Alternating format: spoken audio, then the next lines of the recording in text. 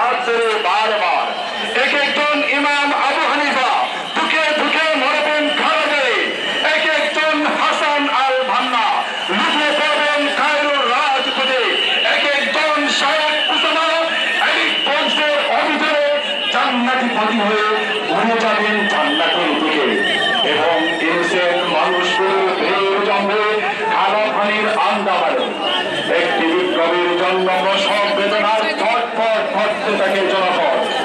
ইতিহাসের চিরাচরিত নিয়মে ফ্রান্সের মেনুয়ার নেক্রোদের মুখোশ খসে পড়বে এবং মুমিনদের বিজয় হবে।